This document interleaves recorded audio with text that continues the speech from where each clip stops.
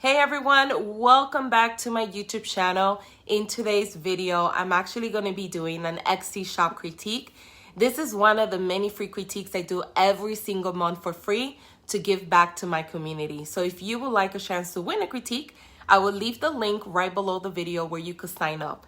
Now, if this is your first time visiting my YouTube channel, consider subscribing. I do upload weekly videos to help you build an impactful online business. And also don't forget to hit that notification bell. This is for everyone, so you'll be the first person notified of any new videos that I upload. In addition to that, if you're new to Etsy, you're a beginner, I have a lot of resources that you can find right below this video that will help you get started the right way. So make sure that you check them out.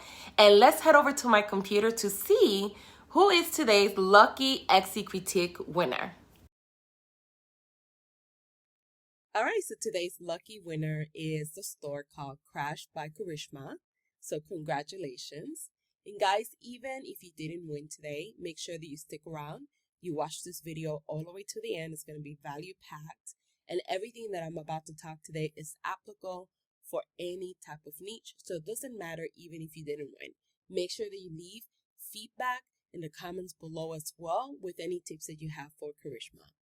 Now, before I start on the actual critique, I do want to say that I did notice that you're selling Batman items. You have Taylor Swift, you have this from Pokemon, and then you have Yoda, because I was looking at your bestsellers, and it looks like these are your bestsellers, and then you have this one as well. I do want to say, I don't know if you have licensing to sell these, and if you do, I do apologize. But I feel like if I'm going to do a critique, and I know of something, I'm supposed to go ahead and make sure that I say it to avoid you getting in trouble in the future. If it's copyrighted, which most likely all of the items I just mentioned are, you're not supposed to sell it on Etsy unless you have a licensing. And even if you see everyone else doing it, you're still not supposed to do it. Eventually, someone is gonna report your store, or even like the people that work for like Taylor Swift or the people that work for Pokemon might come across your listing and report your listing. Just be careful with that. It is not worth it, especially if you're trying to build a business on Etsy and kind of use their building traffic and kind of grow. It's not worth it, because once you get your account suspended, you're pretty much done with Etsy, and then you will need to sell on your own website, Shopify, or anywhere else. Now, keep in mind that when I first started in 2016, I used to sell printable quotes, and I used to use quotes like from Taylor Swift, like "Shake It Off," or I would take a quote from like Beyonce, "Slay," and I would create a print from that. And I got so many infringement notices. And back then, I think I received, if I'm not lying to you guys, 5 or 6 infringement notices. I'm really lucky I never got my account suspended. I think nowadays Etsy doesn't have the tolerance it did once before. And I think now just they be closing stores down just because. Sometimes it's a mistake. Sometimes we don't know why. Sometimes it's because of stuff like this. So if you don't have licensing to sell this, it's not worth keeping it in your store. It's better for you to create something unique, something different, something that's not copyrighted, and build a brand around that versus, selling something from like Batman or Taylor Swift. It is an easy way to make money, of course, because, these are brands that are already established. People want to buy that. It's a lot easier to sell a picture of Taylor Swift versus you creating one from someone else, right? That no one knows, or a picture of your own self that you sell. So I just had to say it because I feel like if I'm going to do a critique and I'm going to help people out, I have to speak the good and bad. So I just want to mention it. Now, if you have licensing, which I'm not really sure how that will work, but if you do have licensing, you have the right to sell, etc., then you are good to go. You could just ignore what I just said. But if you don't, be very careful doing stuff like this because it can get you in trouble. Either your store shut down, it could, someone could sue you, etc. So many different things that could happen. So now that I said that, what I want to go ahead and focus is on this particular listing here. So this is the listing that I'm doing an audit on. And on this particular listing, I'm going to talk about product photography. I'm going to talk about your listing description. I'm going to talk about Etsy SEO. I'm going to talk about the curation of your store and much more. So this is the listing here, and you have currently right now 7 photos. So I think you did a good job with that. I always try to tell people, try to add all 10 photos, especially if this is like your main store, like the store that you're trying to grow. It's not a hobby. It's not just a store that you just have. It's a store that you're trying to generate enough money to possibly make this your full-time job. So you did pretty good with having 7 photos.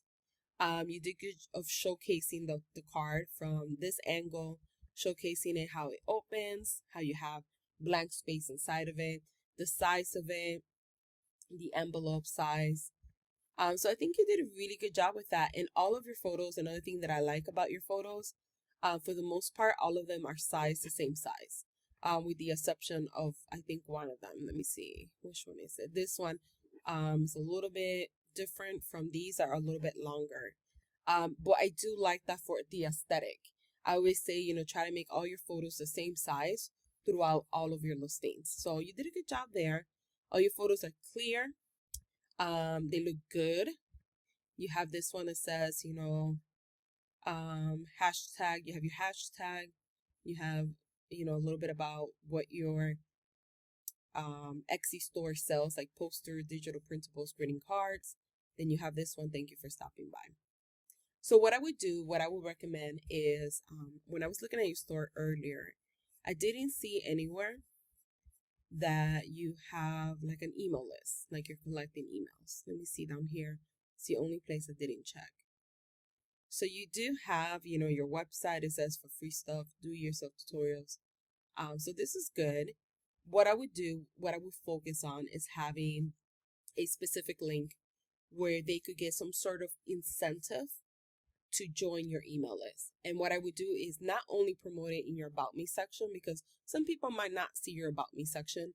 You want to put it visible everywhere. The more places you put it at, the higher the probability of someone seeing it and joining your email list.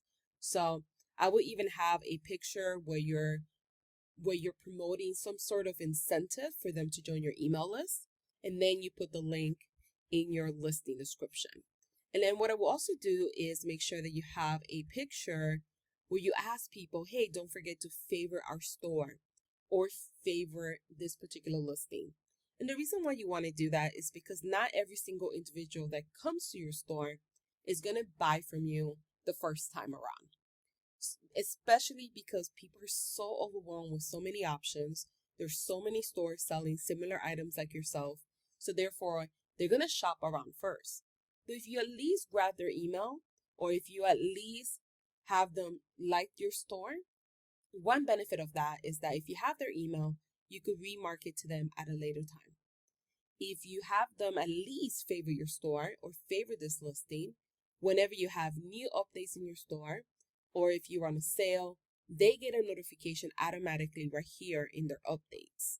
And it will say, an item that you favorite is now on sale, and it will come up here. And that's free remarketing. And that would drive more traffic back to your store. So therefore, email lists will be better, obviously, if you were able to grab their email. But if not, try to see if you could capture them somehow, whether it's them favoring your store or favoring your listing. So that's one thing that I would recommend. Also, try to experiment with Etsy videos, making sure they have a video in here, because now Etsy gives us that option of showcasing your actual product. And I will focus on having all 10 photos as possible. So right now you have 3, 4, 5, 6, 7, 8, 9. So you have 9 photos. I apologize. I said less than that earlier. So try to focus on having at least the Etsy video, and maybe substituting this one for your email list. But great job on your photos, and they're really clear and beautiful. So you did a really great job with your photos. The next thing I want to talk about is your title.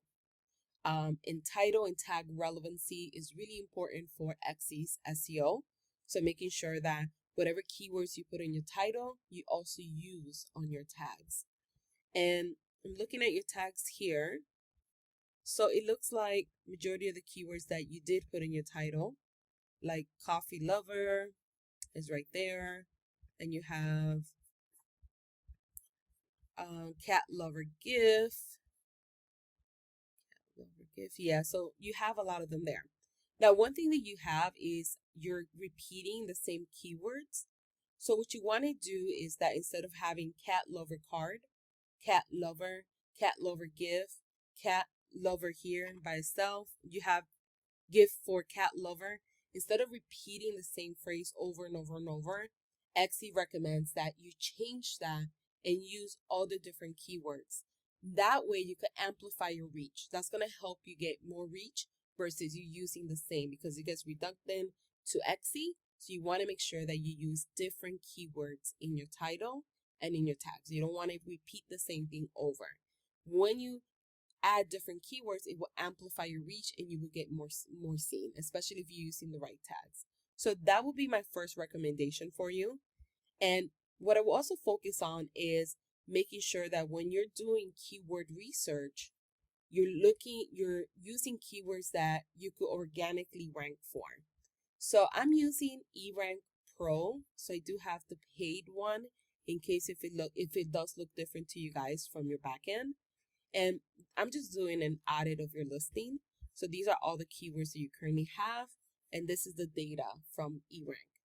So it shows that majority of your keywords, like these right here, the ones in red, that's a lot of competition, right? So cat lover is a very broad term. Like many people use this keyword. If we do a search for this keyword, let's see how many people are using that in their listings.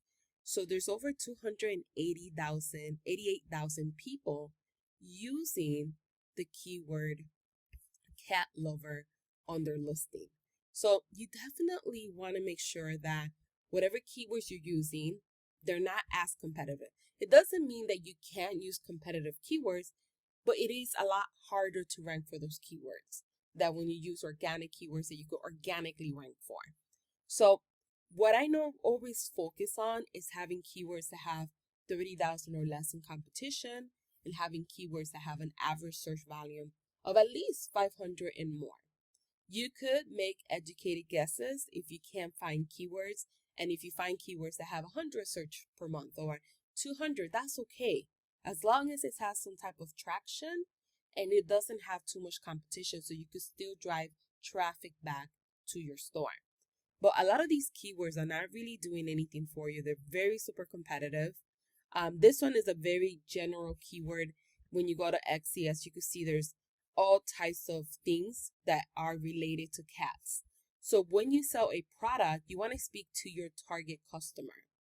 And you want to speak to someone that is searching for a card that has a cat on it.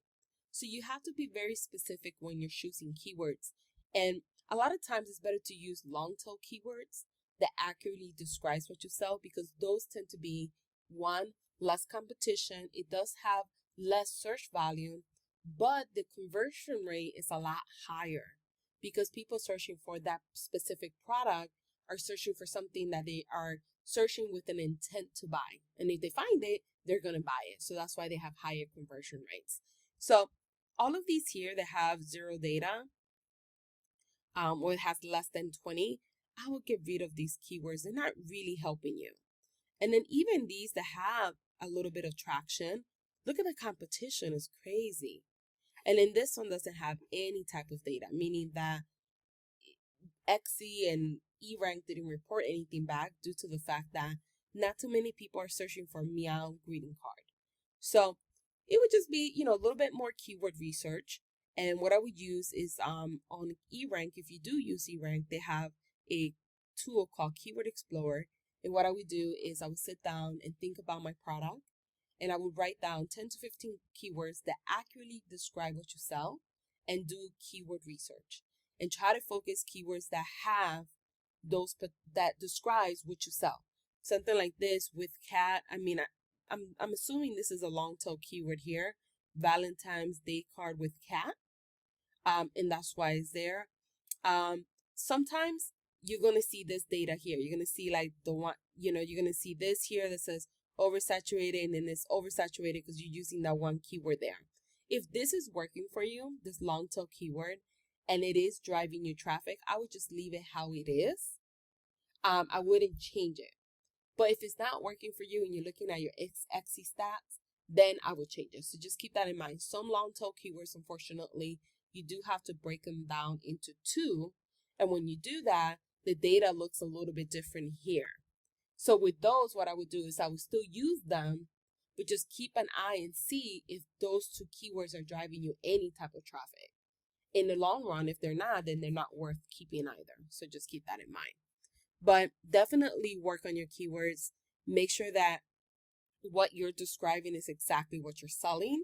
That way you could find people that are searching for that particular product. Also understanding, is your product evergreen? Can you sell your product year round, or is this product like only for a season? I know that it says there's something I love more than my cat, coffee, and you. So this could be, like you said, a Valentine's card. Have it here in the actual, or you have one of those tags, or is it something that you could sell, right? Year round. And this is when you have to do product research, validate your product to see if this is something that you can make money from. Is it profitable? Are other people making money from it? How can you make it different, etc.? But definitely work on that. The keywords, I know Etsy SEO is one of those things that it is overwhelming when you're first starting, but the more you do it and the more you get comfortable, the easier it gets. And also, guys, if you're interested, I have my Etsy Mastery course. I have a whole entire section of Etsy SEO. So if you're looking to scale your business to the next level, you need help, you need like step-by-step advice, and you've been doing this for a while and you're still struggling, I recommend getting my course. I will leave the link right below this video. You could click on it. You could check out the whole course curriculum, and then make an informed decision at that moment. If you have any questions, feel free to email me, or make sure that you leave a comment below. But you definitely will need to work on your Etsy SEO, because Etsy SEO is what brings traffic from Etsy, obviously. And then you will need to make sure that as a business owner, you are expanding your digital footprint outside of Etsy.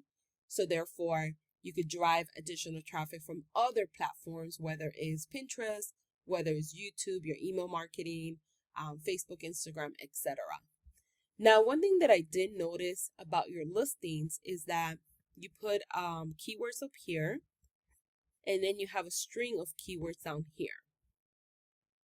As you can see, these keywords down here and up here are not really helping you. A lot of people say, well, if you do keyword stuffing, I see many stores that do that and they get a lot of sales. It doesn't really work that way. Sometimes, it could help, but if the product is not as unique as what other people, if you don't have something that is very unique or doesn't stand out, then it kind of blends in with everything else that everyone is selling. I don't recommend doing this. I know this is the old way. This is how it used to be. You take your keywords, you put them here, you stuff this and you stuff here. And I'm guilty of it as well. I have my main store that I'm still changing listings. I went from 10,000 listings to 8,000. I've been revamping my whole Etsy store, just removing listings that are not working, changing my SEO, making sure that I'm not keyword stuffing, making sure that I'm following Etsy's rules. At the end of the day, we sell on their platform. They don't penalize right now for stuffing keywords.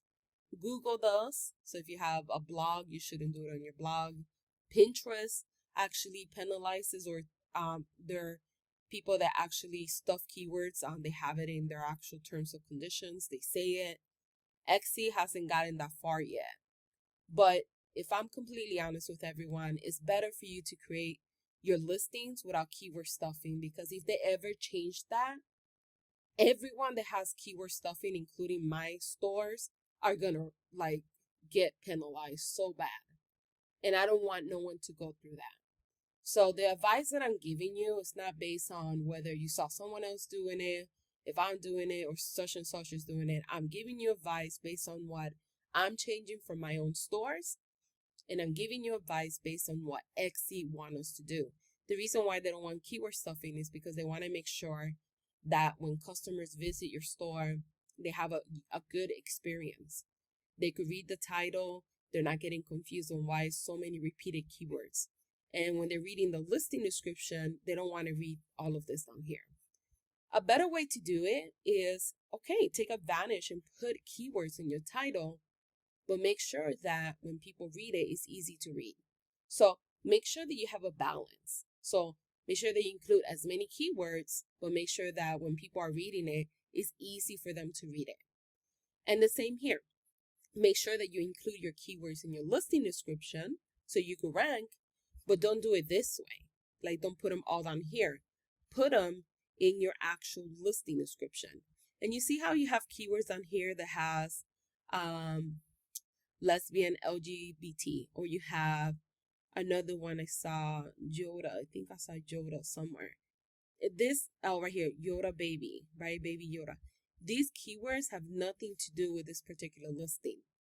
So you never want to put keywords that are not relevant to what you're selling. Because what happens now is that even if this works and you're getting traffic, if people start coming to your store or they see the listing but no one is buying, it hurts your conversion rate. This is why it's so important that you choose the right keywords that accurately describe what you sell, and that you're using keywords that when people type in the search query, they put cat lover, that's what comes up, right? You don't want to put in cat lover and then, baby Yoda comes up. They're not looking for that. So you don't want to do that. You should just get rid of all of this right here. And if this is a store that you really truly want to grow, do it the right way by putting your keywords organically within your listing description. Put them all, obviously, because then if you put all 13 keywords, when people search for these keywords in the search query, the algorithm will take notice that you have them and you will rank for them. But I wouldn't necessarily put them like this on the bottom. Not only does it look spammy because there's so many of them, on top of that, at least here, these have to do with the actual product. Majority of these have nothing to do with what you're selling. At least this one here, these right here, at least, right? So make sure that, you're focused on what you're selling, you use the right keywords, and you optimize your title and your listing description for Etsy SEO the right way. And that will help you in the long run as well, especially if Etsy changes any rules from their end. I do think that you did a good job with, what you will receive. How does an instant download work? What I would do is, like I said, remove this, and on the bottom, make sure that you have some type of like customer service. Like, hey, if you have any questions or if you run into any issues, please let us know. We'll be more than happy to help. I will also put a link on the bottom for your homepage. So therefore, when they're reading the listing description, they don't do this. And now they're looking at your competitors. So you want to keep them in your store. So one way that you could do that could possibly help you is by having a homepage link. That way, when they get on the bottom, they click on that, it takes them to the homepage of your Etsy store, and they stay longer in your store. But definitely work on this. Work on your meta description, which is this part right here. Your meta description is the Google snippet that people see when they find you in Google. Right now, all they see is keywords. I'll show you what they're seeing right now. So when you put a listing on Etsy, it gets shown on people on the Etsy search feed, and it also gets shown on Google. So you have to optimize your listing for Etsy and Google so you can take advantage of both search engines. So this is what people see on Etsy, and this is what people see on Google. It's not enticing. It's just a whole bunch of keywords. It doesn't make sense. So you want to make sure that your meta description has your focus keyword that you use on your title. And then you also want to make sure that it has some sort of description of what you're selling and some sort of call to action that you want them to take. And call to actions are important because you're almost telling the customer what type of action you want them to take. So something like click to learn more or shop now, grab yours today, whatever you want to put that is going to entice the person to want to click, right? And learn more about your products. So definitely work on that. And then we go back to your listing. Oh, I forgot. I wanted to check your category. So you choose Valentine card. So that's fine because it is a Valentine's card. You put occasion, anniversary. I mean, I could see that as well. So yeah, I mean, you did good there. Make sure that when you're choosing attributes and categories, you match your product based on what you're selling, because they do act like tags, and you don't want to show your products to the wrong people. That's just the bottom line. If you use the wrong terms, the wrong keywords, and you show the product to the wrong people, more people see your listing, less people buy, you get a negative listing quality score. You upload a listing and you choose the right tags, you're showing your products to the right people, people start clicking, people start buying. That does give you a positive listing quality score from Etsy, and then that could potentially, one, rank your listings higher, and on top of that, maybe even make you a bestseller. But it first starts with the actual product first. You want to make sure that your products are unique, very different to what everyone else is selling. You want to outperform your competitor all the time. So let me look at here. So all your photos, like your illustrations or your photos, look really good. And your banner's really, really cute.